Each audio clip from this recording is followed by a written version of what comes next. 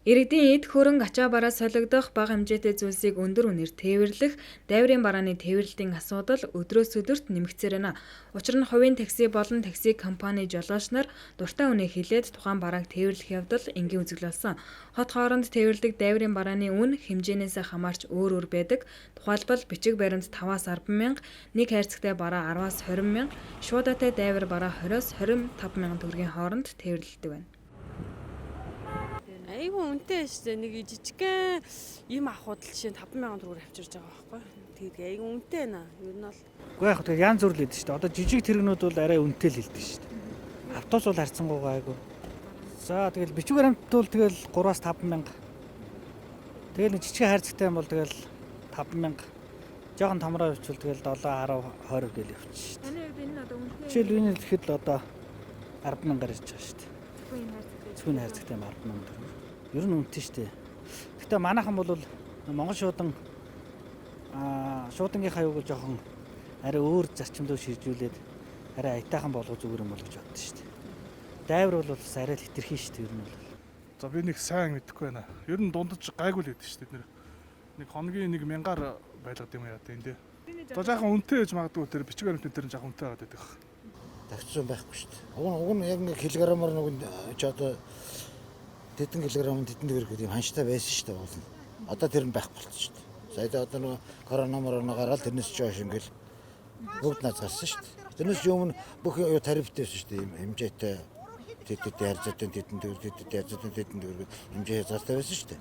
Тэгээд энэ өвчин зовлон гэж яг л тэгэл тэрнээс хойш үн хаш нэмэгдээл, бензин тас нэмэгдээл бүх юмны үн нэмэгдчихлээ шүү дээ. Хэрвээ тэр бичиг баримт хэрвээ алдчих нь хэрвээ нэг бичиг баримт өргөөгээд ийш нь алга болгох юм бол наад чинь юу 2-3 мянган төгрөг итгэл хэдэн сая төгрөг нэх шүү дээ. Тим юм байсан гэдэг. Тэгэл заримдаа тэр ингээд хүн амтнаас ингээд яаж байгаа л нэг андуурал энэ тэр ингээд аваад явсан хүмүүс эргээд олддог шүү дээ. Тэг чинь юу вэ? Ганц иргэний өнүүлэх юм уу гэж явах л бич. Эзэн авах боломжгүй дайвар бараа болон шөнө ирсэн дайвар барааг жолооч нар ЭБВ Тэш хадгалтын компанид өгдөг бөгөөд тухайн компани хоногийн 1000 төгрөгөөр дайвар барааг хадгалдаг байна. Хоногт гэж тооцох юм бол ойролцоогоор нэг 100